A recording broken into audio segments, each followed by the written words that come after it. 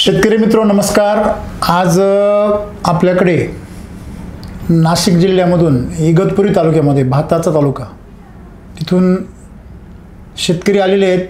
ते खरं तर किराणा दुकानदार आहेत व्यवसायाने, परंतु त्यांनी आपल्याबरोबर भाताची शेती सुरू केली मागच्या वर्षी आणि मागच्या वर्षी त्यांनी कलिंगड केलं होतं। त्याची कहाणी आपण मागच्या व्हिडिओमध्ये ऐकली। तर त्या भात खाचरामध्ये त्यांनी भात निघाल्यानंतर लोक हरभरा करतात किंवा मसूर वगैरे हे बिन पाण्याची पिकं करतात, परंतु त्या ठिकाणी ते भाजीपाला करतात। आणि त्यांनी भेंडी आणलेली इथे आज आपल्याला। ॲक्च्युली भेंडी तर आवडती प्रत्येकाची असते, परंतु भेंडी खाल्ल्यानंतर हल्ली जी केमिकलचा त्रास होतो सगळ्यांना ती एक समस्या।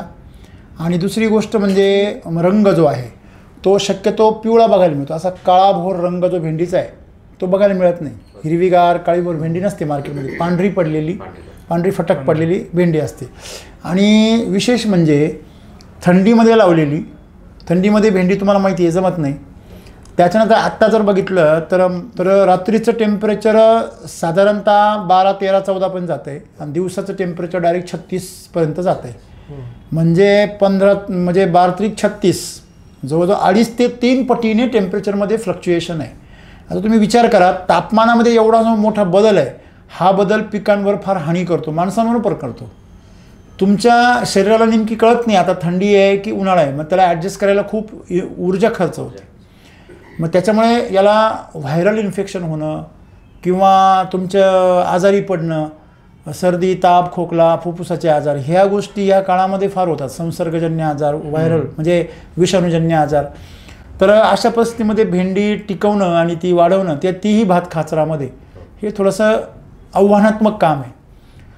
जे भाजीपाला करणारे शेतकरी त्यांना माहिती आहे की भेंडी पिकवणं किती जिकरीचं काम असतं। सुरुवातीला जर ती जगली तरी केमिकलचे एवढे फवारणे घ्यावे लागतात, थ्रिप्सपासून आणि माव्यापासून तिला वाचवणं एवढं गरजेचं पडतं। व्हायरस तिला सोडत नाही। कुकुंबर मोजॅक व्हायरस जो आहे तो सगळ्या पिकांवरती पसरतो, CMV त्याला म्हणतात, जो हल्ली केळीला पण त्रास देतो आहे खूप।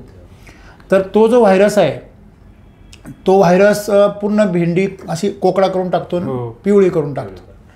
तर आपल्याकडे आलेले जे शेतकरी आहेत त्यांची भेंडी आपल्यासमोर आहे, तिचा काळभोरपणा, तिचा चकचकीतपणा आणि सर्वात महत्त्वाची गोष्ट म्हणजे मी भेंडी ऑलरेडी खातो आहे आणि माझ्या हातामध्ये 3 त्याचे देठ आहेत, म्हणजे मी ऑलरेडी 3 खाल्ले आहे। ही भेंडी मी 3 भेंड्या खाल्ल्या आहे आणि आता माझ्या हातामध्ये आहे।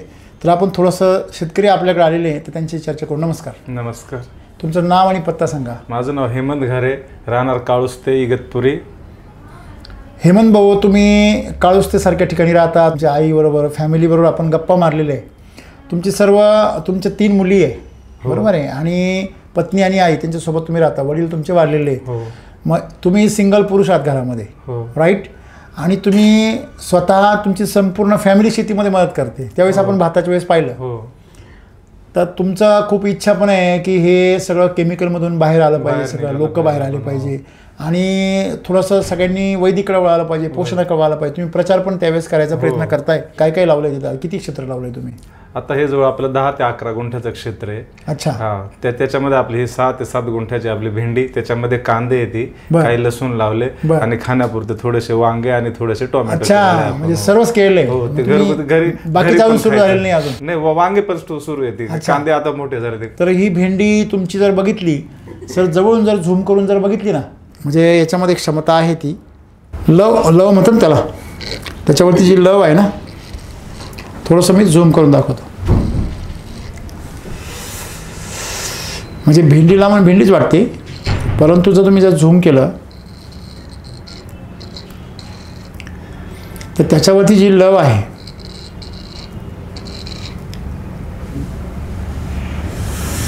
म्हणजे त्याच्यावरती अक्षरशः पूर्णपणे काटेरी आवरण आहे, बरोबर आहे?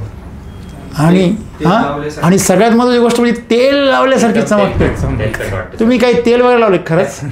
हे बघा, हे बघा बा, असं पूर्ण तेल लावल्यासारखी आहे। बरं, हे जे त्याला तुम्ही जे म्हटले त्याला जे कीड वगैरे लागत नाही किंवा मावा वगैरे लागत नाही ना, त्याचं कारण आहे त्याच्यावर अंगावर अशी पूर्णपणे ही लव आहे। एकदम सुंदर, म्हणजे तेल कसं लावतो आपण अशा प्रकारे आहे आणि त्याच्यावर पूर्णपणे काटेरी अशा प्रकारे आवरण आहे जे रोम म्हणतो ना आपण, ते रोम एवढे ठळक आहेत ना, तुम्हाला सांगतो, आवरण करून तयार करून ठेवले जसं संरक्षण करण्यासाठी. एवढा तेलकटपणा कशामुळे आलाय त्याला? आपण SSM आणि ह्युमस गोल्ड पण दिलेलं आहे त्याला. अच्छा, याला ह्युमस गोल्ड दिलेलं आहे. हो. बर. क्वालिटी बद्दल म्हटलं मार्केटमध्ये गेल्यावर बघितल्याच्या नंतर नाही का, ते लगेच म्हणता नाही, लगेच म्हणजे गाडीतून उतरून पण देत नाही, लगेच तुटून पडतं असे.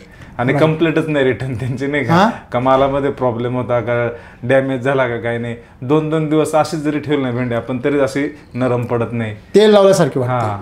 फ्रेशनेस तसाच राहत होता. असे मला एक विचारायचं याच्यामध्ये की समजा आता मी येतात 2-3 भेंड्या खाल्ल्या, बरोबर आहे ना, एक भेंडी मी आता इथं खातोय, तर तिच्यामध्ये युनिफॉर्मनेस आहे. म्हणजे आपण जर पाहिलं, हे बघा तुटली कशी आहे ना,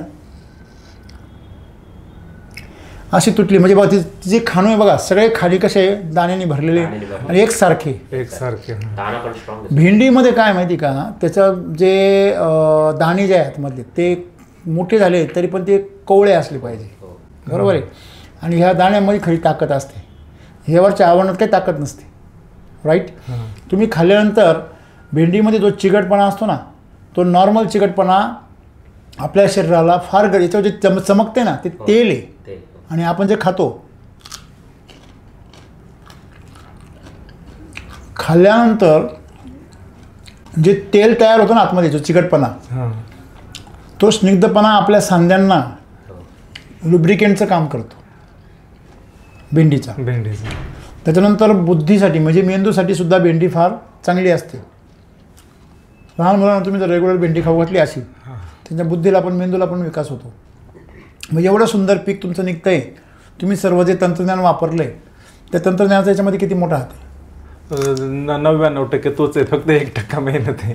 1% मेहनत आहे, काय वार करता याच्यामध्ये खूप मेहनत. तुला दिवसाला फवारा मारा होतो. पण माझ्या हिशोबाने माझा जेवढा अनुभव आहे ना, मला असं वाटत नाही का काही विशेष नाही. कारण एवढं आता मी बघतो ना, आता म्हणजे आहेत आजूबाजूचे माझे शेतकरी मित्र सगळे, त्यांची जी धावपळ बघतो, त्यांचे जे प्रयत्न करण्याची पद्धत, तसं मला काहीच वाटत नाही. असं गेलं तरी जेव्हा वाटतं तेव्हा मीच फ्रेश होऊन जातो. त्याच्यामुळे ते पिकाकडे पाहिलं काहीच काळजी करावं लागत नाही. असं जेव्हा गेलो तेव्हा जी गोष्ट हवी ती भेटतेच तिथं असे. म्हणजे माल चांगला पिकतो, माल ताप नाही. बाकीच्यांना फवारे जास्त मारावं लागतं, फवारे मारावं लागतात, परत मालाची कंप्लेंट नाही का, अरे हेच झालं किंवा खराबच झालं, कीड लागली. आता घरी जेव्हा हे करतो ना, तेव्हा मी आता मागच्या वेळेस घरवालीला बोललो की ते भेंडी अशी निवडताना पण असा आनंद होतो नाही का, की 3 कॅरेटला जवळजवळ 20 ते 25 भेंडी फक्त निघते नाही का, 20-25 भेंडी निघत्या.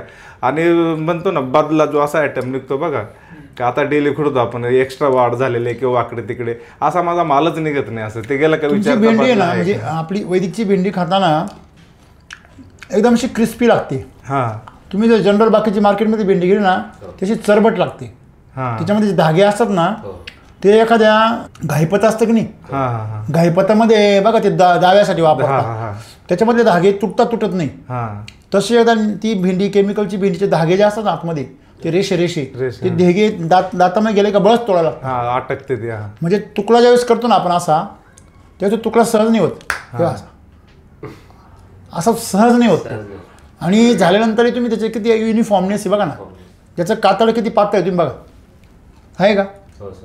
म्हणजे याचं जे मेन गोष्ट आहे, पातळ असायला पाहिजे, दाणे मजबूत असायला पाहिजे, जास्त संख्या पाहिजे, ती याच्यामध्ये आहे. आणि दुसरी गोष्ट महत्त्वाची की तुम्ही म्हणले तोडल्यानंतर बरेच दिवस काढा, तिकडचे मी तेलाचा अंश आहे ना, तेलकट कुठलाही पदार्थ बघा जास्त दिवस टिकतो, बरोबर आहे ना. म्हणजे तेलाचा कुठला धान्य असेल, तेलबी असेल, नैसर्गिक जे आहे ते तळलेलं नाही म्हणत मी, तळलेलं तर खराबच होतं, पण ते जास्त दिवस टिकतं. म्हणजे याच्यामध्ये आपण जे पाहिलं की त्याच्यामध्ये जे तेल आहे त्याच्यामुळे तो चिकटपणा पण जास्त आहे ना. आपण मार्केटमध्ये जो चिकटपणा बघतो ना, तो जात नाही आपल्या तोंडातून, आपल्या तोंडामध्ये कडसरपणा, तिखटपणा तयार करतो, तसा हा नाही आहे. तर एकंदरीत म्हणजे तुमची भेंडीची क्वालिटी एकदम 1 नंबर आली आहे. किती माल निघतोय आता? आता म्हणजे एक दिवसाआड 33-34 किलो निघतो सध्या, सुरूच झाला आता, सुरूच झालेलं आहे. आणि म्हणजे वेगळे पण काय वाटतं मला याचं? वेगळे पण म्हणजे आता प्रत्येक गोष्ट वेगळी. जेव्हा लावलं त्यावेळेस तुमची आजूबाजूची प्रतिक्रिया काय होती? आता ते तर झालं क्लायमेटचा चेंज आपण केलं नाही का, पण ST वैदिकचा एक अनुभव होता सोबत, की म्हणला याच्यामध्ये होऊ शकतं. कारण तुम्ही जेव्हा व्हिडिओ नेहमी बघतो ना तर तेव्हा असं चॅलेंजिंगच वाटतं नाही की काहीतरी चॅलेंजिंगच करायला पाहिजे. जर सगळंच वातावरणावर असेल तर मग आपण जगू शकत नाही ना. असं वनस्पती येते म्हटलं क्लायमेट जरी चेंज असेल तरी आपण रिस्क घेऊन पाहू. तर तिथं आजूबाजूला सगळे म्हणत होते की ह्या टायमिंगला होत नाही, ते उन्हाळ्यातलं पीक आहे, आता होणं शक्यच नाही. मग म्हटलं पेपर वगैरे मल्चिंग टाकू. लावलं कधी होतं? गीता जयंतीची लागवड आहे आपली. म्हणजे एक तारीख असेल 18-19 होती मला वाटतं त्या दिवशी. 18-19 डिसेंबर. हां. अच्छा, म्हणजे लागवड करून आता किती दिवस झाले? डिसेंबर, जानेवारी, फेब्रुवारी ना 2 महिने झाले. 60 दिवसात झाली. हां, 60 दिवसामध्ये बऱ्यापैकी स्पीडमध्ये आली आता. हा म्हणजे ते एक 15 दिवसाचा लेट आपण असं समजू शकतो की क्लायमेटच्या हिशोबाने थंडी होती, लावतच नाही कोणी ना त्या काळामध्ये. होत नाही असं. आता जी लावली ना ती 4 दिवसामध्ये उतरून आली आपले असं. बरोबर. आणि 8 दिवस घेतले उतरायला. म्हणजे तुम्ही एकदम तुमची जमीन सगळी याची ना भाताची भात खाचरायचं तुम्ही तर वापसा येऊन दिलं नसल. हा तसेच ओलच थोडस हे करून घेतलं. म्हणजे त्या मानाने सामान्य शेतकऱ्यांची भेंडी याच्यापेक्षा लवकर येते माहिती मला, पण तुमच्याकडे करतच नाही लोक लवकर, कारण जमिनीला वापसा आलेला नसतो. इगतपुरी म्हणले पाऊसच ना सगळा. म्हणजे तुम्हाला भेंडी करून काय वाटतं एकंदरीत आता जर तुम्ही केली आहे पीक तुमच्या समोर आहे तर काय वाटतंय? नाही म्हणजे अपेक्षेपेक्षा खूपच जास्त आहे नाही का असं. चांगले. हा खूप चांगले आहे. बरं, तुम्ही मार्केटमध्ये एक कॅरेट कितीला विकता? 350 रुपये. म्हणजे 35 रुपये कॅरेट तुम्ही ऑलरेडी विकताय. हो. तुम्ही हीच भेंडी तुमची दुप्पट तिप्पट बाजाराने जाईल. हो. लक्षामध्ये. तर सर्व शेतकऱ्यांना काय सांगाल? सर्व शेतकऱ्यांना एकच आहे की जो माझा वैयक्तिक अनुभव 2 वर्षापासून मी SCT वैदिक सोबत आहे, पण माझा आर्थिक फायदा तर झाला. आर्थिक फायद्यासाठी सगळ्या गोष्टी करतो, पण त्याच्या माझ्यामध्ये समाधान भेटायला पाहिजे नाही का शेतकरी म्हणून. ते मी SCT वैदिक सोबत खूप अनुभवलंय नाही का. तुमच्या गावचे शेतकरी जर असं म्हणत असतील का बाबा यांचं दुकान आहे किराण्याचं, दुकानदार माणूस आहे, त्याला काय खर्च करायला, आम्हाला परवडेल का, त्यांना काय सांगाल? हो खर्च काहीच नाही ना. आता 10-15 हजार रुपये खर्च झालेला आहे आणि पहिला 2-3 तोड्यामध्ये जर 5,000 झाले. आता कॅल्क्युलेशन जरी केलं असंच जरी माल चालवला 3 कॅरेट आपले समजा 3-4 कॅरेटचं तर एक दिवस 8,000 रुपये पडतात. 3-4 महिने 5 महिने जर चाललं तर 75,000 रुपये तर असे होणार आहे ते 7-8 गुंठ्यामध्ये. हा बापरे. भेंडी खाताना काय अनुभव आहे? घरातलेच नाही आता ज्यांना दिली ना आपण, आता तुम्हाला ते सांगितलं का जे असे किरकोळवाले कस्टमर आहेत ना ते डायरेक्ट येऊन सांगता की भेंडी तोडली का विचारायचं नाही, पहिले आणून द्यायचे असे. आता ज्यांनी खाली ना ते परत ते शाळा आहे तिथं आपल्या तिथं समोर, तिथं राहणारे शिक्षक आहे ती, त्यांच्या मुलींना त्यांनी एक दिवस नेले तर ते डेली राहत आहे नाही का. म्हणजे आपली 4-5 किलो नाही का तिथं तोडताच जाते असे. म्हणजे एक प्रयोग केला मी एवढ्यात. याचा देठ खाल्लं मी. देठ खाऊन टाकलाय. तो देठ सुद्धा आहे ना किती भारी लागतोय, 1 नंबर लागतोय.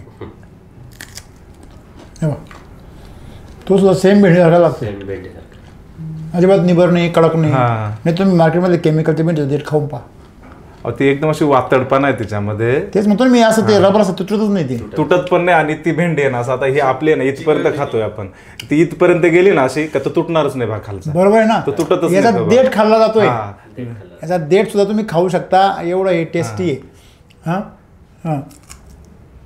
एकदम सॉफ्ट आहे.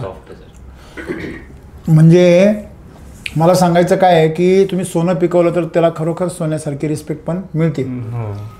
तुम्ही जसं अन्नाला खाऊ घातलं खाली वैदिक, तसंच त्याच्यामध्ये उतरले. म्हणून तुमच्या ग्राहकांना पण ते काय होतंय, आवडतंय.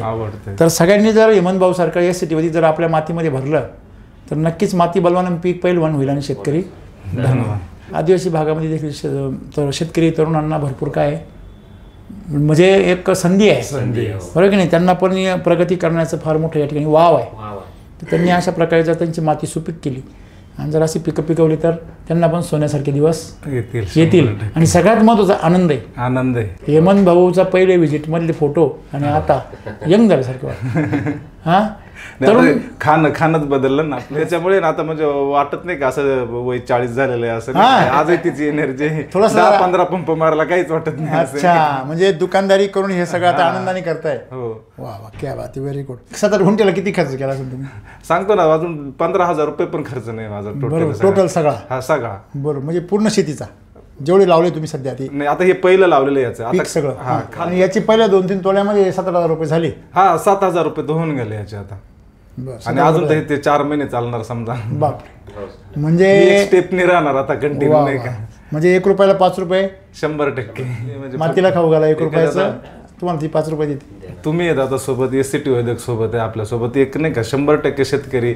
आता एक वाक्य नाही का मी नेहमी विचार करायचो या गोष्टीवरती की जेव्हा मी शाळेमध्ये शिकायचो ना तेव्हा एक गोष्ट मी नेहमी वाचायचो की भारत हा कृषी प्रधान देश आहे. आता कृषी प्रधान देश म्हटल्यावरती तेव्हा त्या शब्द जेव्हा मी विचार केला की कृषी प्रधान म्हणजे काय की ह्या देशामध्ये कृषीला सगळ्यात पहिलं प्राधान्य की इथली आर्थिक उलाढाल जी व्हायची जो विकास केला जातो शेतीच्या माध्यमातून केला जातो. मग शेतीचं जगातलं सगळ्यात टॉपचं तत्वज्ञान कोणाकडे होतं नॉलेज कोणाकडे होतं भारताकडे होतं. मग ते गेलं कुठं.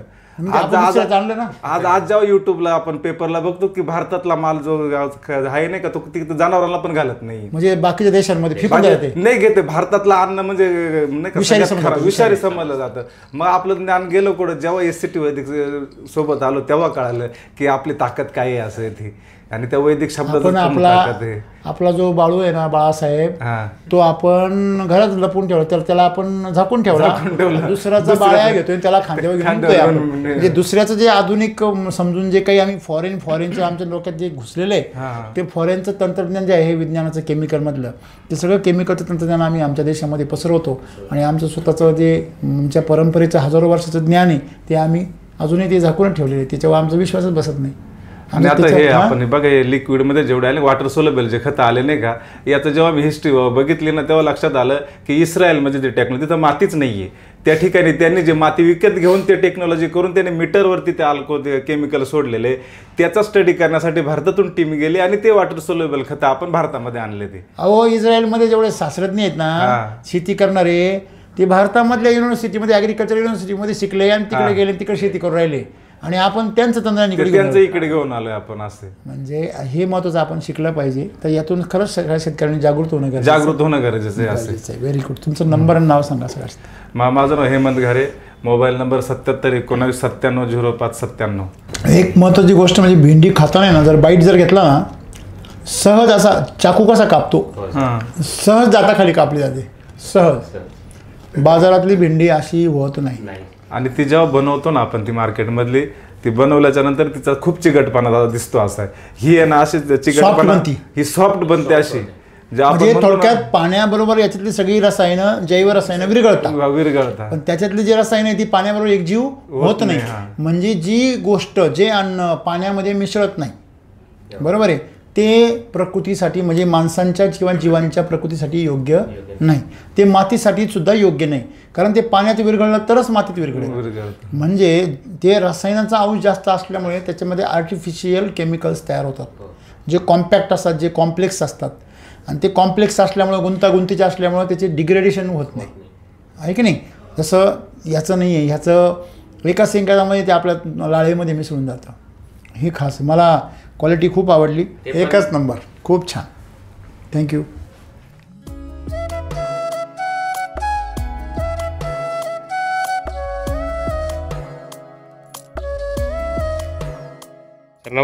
नमस्कार. तुमचं नाव आणि इथला पत्ता सांगा. नाव हेमंत घारे. राहणार काळूस ते घोटी इगतपुरी.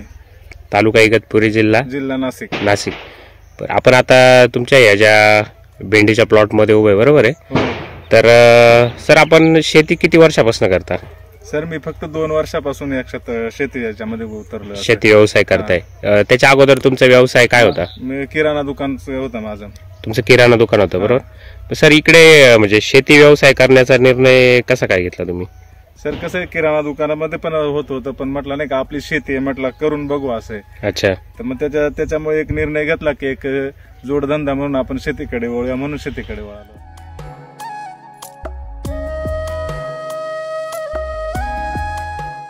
तर सर आता तुम्ही जे काही म्हणताय 2 वर्षापासून तुम्ही तुमची शेती स्वतः करायला लागले तर तुम्ही काय बदल केले म्हणजे रासायनिक शेती जे काही वापरत होते आणि तुमचा काही अनुभव नव्हता शेतीचा तर तुम्ही त्याच्यामध्ये काय बदल केले.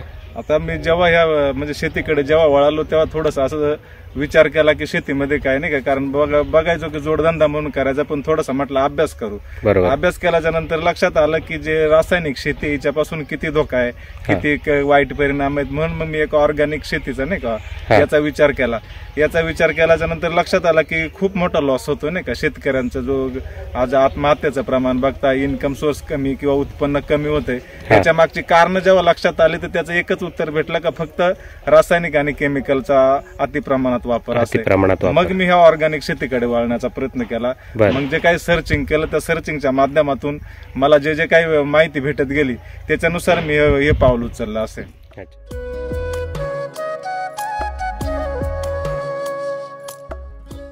तुम्हाला SCT वैदिक माहिती कुठून मिळाली?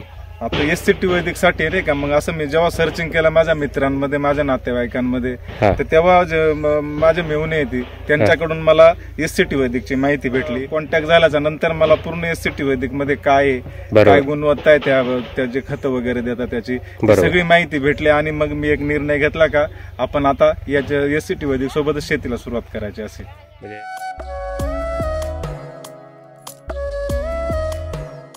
सर्वात पहिले वापर तुम्ही कोणत्या पिकासाठी केला?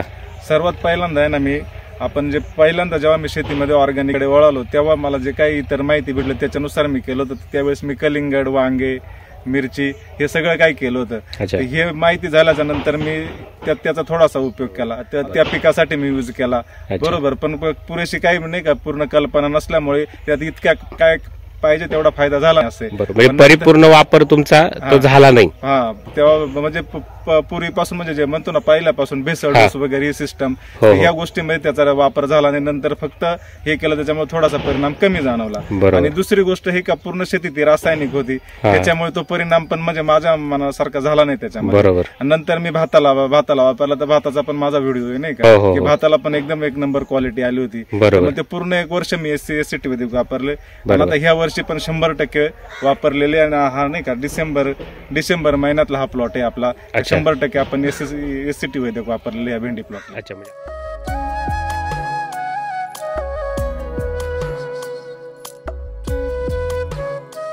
साधारण हे 1 गुंठाच्या आसपास 1 गुंठाच्या आसपास आहे. त्याच्यामध्ये तुम्ही भेंडी लावलेली आहे. त्याच्यानंतर इकडे आपण बघतोय एक सारी मिरची लावलेली आहे. बरोबर आहे. त्याच्या बाजूला थोडेसे कांदे घरी खाण्यापुरते वगैरे लागवड केलाय. बरोबर आहे. तर सर आता तुम्ही 1 वर्षापासून SCT वैदिकचा सातत्याने वापर करताय. बरोबर आहे. म्हणजे सुरुवातीला जो काही तुम्ही वापर केला कलिंगडसाठी वगैरे तर पूर्वी शेतीमध्ये पूर्ण केमिकल म्हणजे रासायनिक वापरल्यामुळे तुम्हाला हवा तसा रिझल्ट पहिल्या पिकाला मिळाला नाही. बरोबर. आज जे काही भेंडीचं पीक आहे तुमचं तर ह्या भेंडीच्या पिकासाठी सुरुवात जी तुम्ही आज केली समजा कोणत्या महिन्यातला प्लॉट आहे हा? डिसेंबर.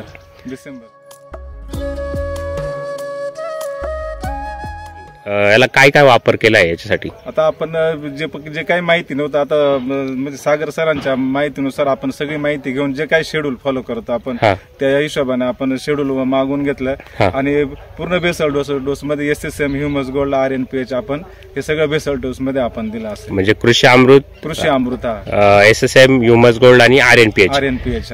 कृषी अमृत किती वापरलं होतं आपण याच्यासाठी? कृषी अमृत आपण 3 बॅग वापरलं होतं. 3 बॅग वापरले होते आणि SSM आणि RNPH चं एक पॅकेट. बरोबर. तर आज जो काही आपण प्लॉट बघतोय बरोबर आहे तर हा प्लॉट तुम्ही डिसेंबर मध्ये लावला म्हणजे थोडक्यात थंडीचाच तो पिरियड असतो. बरोबर. म्हणजे त्या वातावरणामध्ये भेंडी होणं शक्य नव्हतं म्हणजे पीक होत नाही असं. बरोबर. थंडीमध्ये थोडस भेंडीचं पीक हे शक्यतो घेतलं जात नाही. तरी तुम्ही घेतलं तर तुम्हाला इथं गावातले काही शेतकरी सांगत होते का बाबा या महिन्यामध्ये शक्यतो भेंडी कोणी लावत नाही तर घेऊ नका. तर तुमचं त्याच्यावर काय उत्तर होतं? तेच ना, कारण ते सगळे म्हणायचे की पिकं येत नाही वातावरणावरती अवलंबून असतं असे. बरोबर. पण म्हटलं जर जमीन सुपीक असेल तर पिकाला घ्यायला काही प्रॉब्लेम नाही राहते. म्हटलं मी एक रिक्स घेतली आपण करूया असे. मग जो बेसल डोस प्रमाणे दिल्याच्या नंतर ते सगळे म्हणत होते होणार नाही का, शक्यच नाही का, आम्ही करून पाहिले होत नाही. म्हणजे सगळ्यांचं तेच मत होतं की होऊ शकत नाही. म्हणजे त्यांचा केमिकलचा अनुभव होता. त्यांचा केमिकलचा अनुभव होता. पण मला SCT वैदिक वरती पण विश्वास होता कारण मागच्या वेळेचा मला अनुभव होता सोबत. आणि फक्त मी ते नाही का जो अनुभव होता तो 100% वापरला नाही का, असं अर्धवट नाही केलं. पूर्णपणे 100% विश्वास ठेवून पूर्ण शक्तीने ताकद लावून पूर्ण वापरला आणि आज तो रिझल्ट इथे दिसतोय का येता जाताना रस्त्याने जेव्हा लोक बघतायत त्यांना पण विश्वास बसत नाही. कारण अशी भेंडी अशी बघतो ना आपण पानाची ग्रीनरी वगैरे ह्या ज्या गोष्टी आज बघतात ते पण विचार करताय नाही का. आज पण बघा या मालामध्ये एक विषय का ही जी भेंडीची क्वालिटी आपण जी बघतोय नाही का, बरोबर. तर आता मी तुम्हाला हातामध्ये दाखवतोय का हा जो ही जी स्ट्रेटपणा आहे ना, हा बरोबर, हा बऱ्याच ठिकाणी नाही का असे जास्त वाकडेपणा हे ते असतो. आता मी ते हातामध्ये पण तुम्ही झाडावरती जरी लक्ष बघितलं तुम्ही तरी बघा हे पहा पूर्ण स्ट्रेटपणा नाही का, म्हणजे आपण कुठेही बघितलं प्रत्येक झाडाला हे पहा कुठे पण बघा नाही का, कुठे बघितलं ना भेंडीमध्ये तो सरळपणा जो आहे की वेस्टेज माल जो म्हणतो ना आपण, वाकडी झालेली किडीची भेंडी, तर आपण समजा जर 2 जाळे निघाले तर त्याच्यामध्ये 2 ते 3 किलो असा केमिकल मध्ये तो वेस्टेज मालच निघतो नाही का, फेकूनच द्यावा लागतो. पण आज 2 ते 3 जाळ्यामध्ये ना आपला एक 250 ग्रॅम पण माल असा वेस्टेज निघत नाही असे.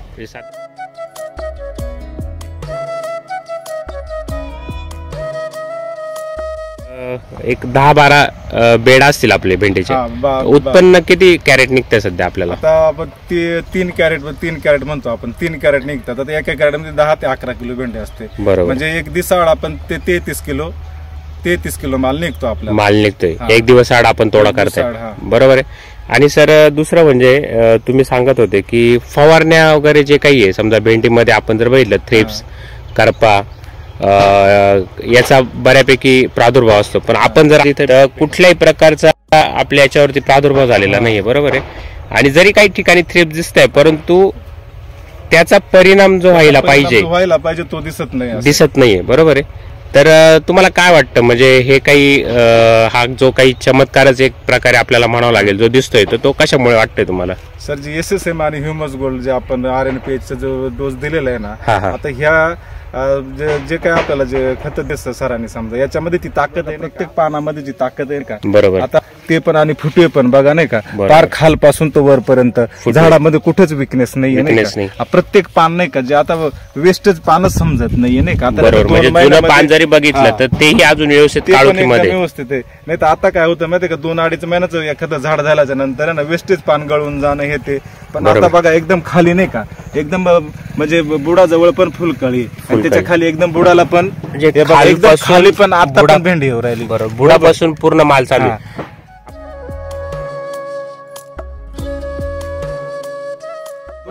SSM चे किती डोस दिले याला? आपण 2 डोस दिले. SSM चे 2 डोस दिले, म्हणजे सुरुवात आणि एक नंतर 1 महिन्याने दिले. 1 महिन्याने 2 महिन्याचा प्लॉट झाला आपलं, 2 डोस गेलेले. का सर मग तुम्ही फवारण्या किती करता प्लॉटला? फवारणं तर अजून काहीच केलेलं नाही आपण नाही का. म्हणजे कोणी विश्वास ठेवल का तुमच्यावरती? ते म्हणतो, पण मला माहिती मी नाही केलेलं. जे काही आज शहापूर भाग जर आपण बघितला की भेंडीसाठी एक जास्त उत्पन्न देणारा एक भाग म्हणून आपण म्हणलं जातं की शहापूरमध्ये भेंडी खूप मोठ्या प्रमाणात होते. असे जे काही शेतकरी शहापूर त्या भागामध्ये जिथं भेंडी हे पीक जास्त प्रमाणात होतं, तर असे शेतकरी तुमच्यावर विश्वास ठेवतील का? तुम्ही म्हणताय की एकही फवारणी झालेली नाहीये. तेच तर नाही, कोणीच विश्वास ठेवणार नाही. कारण फवारणीचा असं वाटलंच नाही का, कारण जेव्हापासून ते झाड सुरू झालं तेव्हापासून तर आतापर्यंत नाही का त्याच्या पिकअप मध्ये कुठंच हे आलं नाही असे का कोणता आजार त्याच्यावर काही अटॅक झाला. आज पण असा अटॅक वाटतो नाही का, कुठेतरी पान कुरतडलेलं दिसत आहे. त्यांना त्याचा त्या पानावर परिणाम आहे ना, त्याच्या फुलकळीवरती परिणाम आहे ना, त्याच्या प्रोडक्ट वरती जे आपण म्हणतो त्या भेंडीवरती परिणाम आहे.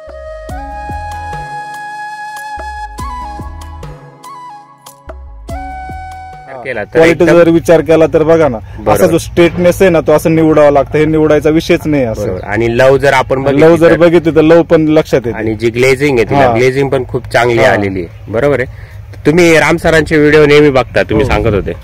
एक राम सरांचे व्हिडिओ बघितल्यानंतर म्हणजे काय वाटतं व्हिडिओ बघितल्यानंतर? आता त्यांचे व्हिडिओ बघितल्याच्या नंतर आहे ना एक गोष्ट लक्षात येते, कारण ते जे आपल्याला जी काही माहिती देत आहे त्याच्या माध्यमातून म्हणजे एकच आहे नाही का, शेतकऱ्याचं हे एक मोठं काम आहे. केवळ नुसतं नाही का अपेक्षा किंवा लोभापोटी विश्वास नाही ठेवायला पाहिजे. एक नॉलेज म्हणून किंवा ज्ञान म्हणून पण त्या गोष्टीकडे बघायला पाहिजे. रामसर जेव्हा व्हिडिओमध्ये सांगताना त्यांच्या त्या गोष्टी ज्या छोट्या गोष्टी त्या मी एक संकलित करून नाही का एक माझा एक वैयक्तिक डाटा तयार केला. त्याच्या माध्यमातून मी नाही का झाडाकडे पण बघतो आणि त्यांनी सांगितलेला प्रत्येक ज्या खतामध्ये काय काय गोष्टी आहेत नाही का, आपलं सॉइल चार्जर, त्याचे पॉवर, त्याचा यूज जेव्हा आपण अनुभवू ना तेव्हा एक कॉन्फिडन्स तयार होतो. आणि त्यांच्या व्हिडिओ मधून मला तो एक कॉन्फिडन्स आला. तेव्हा ते जेव्हा त्या गोष्टी सांगायचे, ऑर्गॅनिक कार्बन विषयी म्हणा किंवा झाडाची ग्रोथ कशी झाली पाहिजे, रूट म्हणजे ज्या मूळवाढीसाठी काय, ह्या ज्या गोष्टींचा जो विषय होता नाही का सगळ्या समजून. आणि फक्त एकच गोष्ट नाही का आपण काय करतो माहिती का, वापरून बघू असं नाही झालं पाहिजे नाही का. एक तर 100% त्या गोष्टीवर विश्वास ठेवला तर ते 100% 100% केली पाहिजे. आणि मी आता माझं दुसरं वर्ष आहे, पण मी पूर्णपणे SCT वैदिकवरती विश्वास ठेवलेला आहे आणि 100% त्याचा यूज केलेला आहे. मला 2 महिन्यामधला हा रिझल्ट आहे. आता सगळेच म्हणता नाही का, आता आपले राम सर पण सांगता की कमीत कमी 2-3 वर्ष तुम्ही या गोष्टीकडे वळायला पाहिजे नाही का. पण मी म्हणतो 2-3 वर्षात थोडं कमी करण्यापेक्षा जर लगेच आपण नाही का 100%ला जर सुरुवात केली तर 1च वर्षामध्ये आपली जमीन रिकव्हर होऊ शकते. हा फक्त तेवढा कॉन्फिडन्सने उतरलं पाहिजे. जिथं आपण म्हणतो ना 1 रुपया खर्च करायचा तिथं 2 रुपये तुम्ही आजच जर खर्च केला तर तुमचं 1 वर्ष तुमच्या हातामध्ये येऊ शकतं. असे तिथं तुम्हाला 3 वर्ष वेट करावं लागेल, तिथं 1च वर्षामध्ये तुमची जमीन उपजा होऊ शकते. हे तुमच्या समोर प्रत्यक्ष उदाहरण आहे नाही का. बरोबर.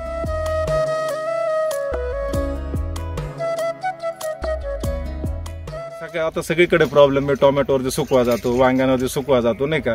मी पण एक चॅलेंज SCT वैद्यकीय सोबत असल्यामुळे मी पण ते चॅलेंज घेतलं का जे लोक म्हणतात जे होत नाही ना तेच करण्याचा प्रयत्न केला. टोमॅटोवर सुकवा जातो म्हणून टोमॅटो लावला, वांग्यावरती सुकवा जातो म्हणून मी वांगे लावले. आणि आजही 15 दिवसाचा प्लॉट आहे, पण जवळजवळ 3000 काडीमध्ये नाही का असे समजा बुरशी वगैरे तर असं हे नाही, पण असे कुठे लावताना जे आपण म्हणतो ना काडी थोडी मोडली जाते तर असे मोजून 10 ते 12 काडी फक्त मेलेली आपली. तर तसेच म्हणजे 3000 पैकी सगळी काडी आज एकदम व्यवस्थित पोझिशन मध्ये असे. म्हणजे थोडक्यात SCT वैदिक जे काही राम सरांचे व्हिडिओ आहेत ते बघून एक तुमची कॉन्फिडन्स वाढलेला आहे. कॉन्फिडन्स वाढलेला आहे आणि जे काय ते तर बोलताच, पण आता ते म्हणजे प्रत्येक शेतकऱ्याच्या बांधावरती जाऊन आता समजा मी पण बोलतोय नाही का, मी जे काय बोलतो माझा स्वतःचा अनुभव बोलतो. असे जेव्हा राम सरांचे जे काही शेतकरी बोलताय तर ते जे बोलताय ना तर त्यांच्या बोलण्यातून ते मला समजतंय का ते काय म्हणताय. ते जे 100% यूज करताय त्यांना रिझल्ट आल्याशिवाय होत नाही असे, म्हणजे त्यांना 100% रिझल्ट येतो.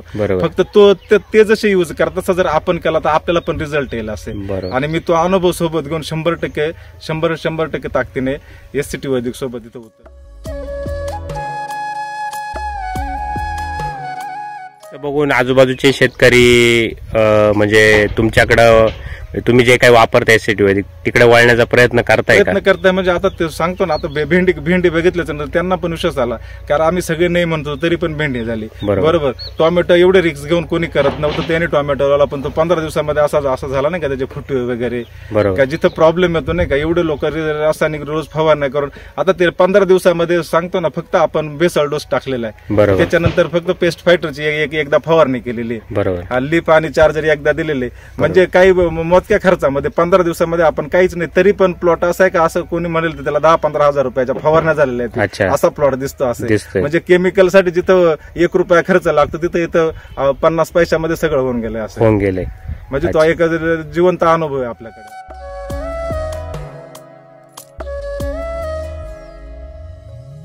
अशा शेतकऱ्यांना तुम्ही काय सल्ला द्याल? म्हणजे तुम्हाला सांगू का, जे काही आहे ना आता याच्यावरती ना एक खूप मोठा विचार होणं गरजेचं आहे. आता रामसर आपल्याला एवढं जीव तोडून सांगताय नाही का, जमीन वाचली पाहिजे, जमीन वाचली तर सगळं होणार आहे. पण होतं काय माहितीये का, सगळ्या शेतकऱ्यांकडे ना आता बघा कोणताही धंदा केला त्याच्यासाठी एक विशेष नॉलेज लागतं. बरोबर. ते नॉलेज असल्याच्या नंतर तो धंदा रन होतो. पण आज शेतकऱ्याकडे असं झालंय का त्याला त्या रासायनिक खताच्या दुकानाला जाऊन विचारावं लागतं का माझ्या पिकासाठी मी काय देऊ. म्हणजे जे तो करतोय त्याच नॉलेज त्याच्याकडे नाहीये. आणि रामसर ते आपल्याला हे फक्त खतच देत नाही, ते नॉलेज पण देत आहे का तुमच्याकडे काय कमी कसे काय. तर ते जर प्रत्येक शेतकऱ्याने जर त्याचा विचार केला तर आज हे शेतकरी काय करताय माहिती का, त्यांना जे केमिकलचं म्हणतो नाही का पटकन रिझल्ट पाहिजे, पण पटकन रिझल्ट काय येतोय. बरोबर. आता जे आपण जे म्हणतो झाडासाठी जे मेन गोष्टी आहेत आपल्या नत्र स्फुरद आणि पालाश ह्या ज्या गोष्टी त्या झाडासाठी महत्वाच्या आहेत, आता ह्या नॅचरली पण भेटताय, पण त्या तुम्ही विकत आणून नाही का एक हायब्रिड प्रकारे तयार करून त्याला बळजबरी देताय. मग ते बळजबरी दिल्याच्या ना त्याचं एक आयुष्य कमी झालं. बरोबर. आणि ह्या गोष्टी वापरून तुम्हाला लॉस होतो हे तुम्हाला समजतंय. बरोबर का, तिथं तुम्ही ऑलरेडी बुडताय, तिथं जर तुम्ही बुडणारच आहे हे तुम्हाला कळतंय. मग इथे जर तुम्हाला कुठेतरी वाचण्याचा प्रयत्न होत असेल तर थोडं विश्वासाने जर केलं, समजा आता मी जरी म्हणतो की तिथं 1 रुपयाच्या 2 रुपये करा, पण तुम्ही 1 रुपयाने जरी करत राहिले तर कमीत कमी 3 वर्षानंतर तुम्ही परफेक्ट जिवंत राहाल का नाही. बरोबर. आणि आज आपण मरणाच्या दाराकडे जाऊ राहिलो, आपण म्हणतो शेतीमध्ये होत नाही. आता मी तर म्हणतो मला तर एवढा मोठा अनुभव नाही, पण 2 वर्षामध्ये जर मी इतक्या कॉन्फिडन्स नाही, एवढा अनुभव नसताना जर मी असं काही वेगळं करू शकतो, तर तुमच्या पाठीमागे जर एवढा मोठा अनुभव आहे तर तुम्ही एक विश्वास ठेवून जर 100% जर यूज केला तर तो तुमच्या आयुष्यामध्ये परिवर्तन होऊ शकतं. सगळ्यात महत्त्वाची जमीन आहे आपल्याकडे, ती जमीन वाया जाऊ राहिली याच्याकडे कोणी विचार करत नाही.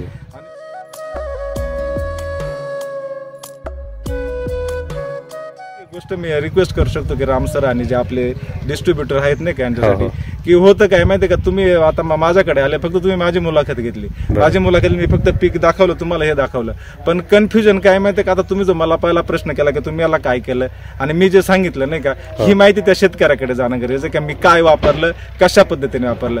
प्रत्येक व्हिडिओमध्ये ही गोष्ट जर कन्फर्म झाली ना, कन्फ्युजन काय होतं, मला युरिया कसा वापरायचा माहितीये, ते 12-19 कसं वापरायचं माहितीये, पण जो नवीन शेतकऱ्यासाठी, आता मी तो वापरतो, मला माहितीये सॉइल चार्जर कसं द्यायचं, हे कसं द्यायचंय, पण ते नवीन शेतकरी जो असतो ना, त्याचं कन्फ्युजन असतं की हे कसं वापरायचं, काय वापरायचं. तर आपल्या प्रत्येक व्हिडिओमध्ये ही गोष्ट जर ऍड केली का, मी सुरुवातीपासून कशा कशा स्टेपनी वापरले, का माझा 2 महिन्याचा प्लॉट झाला, मी पहिल्यांदा बेसल डोस मध्ये हे दिलं, नंतर फवारणीमध्ये हे दिलं, ही जर आपल्या व्हिडिओमध्ये माहिती गेली तर जवळजवळ 80% शेतकऱ्यांना हा खूप मोठा फायदा होऊ शकतो. असे त्या प्लॉटचं सक्सेस हे कशामुळे, SCT वैदिकमुळे तर हा 100%, पण त्याने ज्या पद्धतीने युज केलाय ना त्या 2 महिन्यामध्ये, हा जर बाईट प्रत्येक शेतकऱ्याचा येत राहिला ना, तर 70-80% शेतकऱ्यांसाठी खूप फायदेशीर होऊ शकतो. असं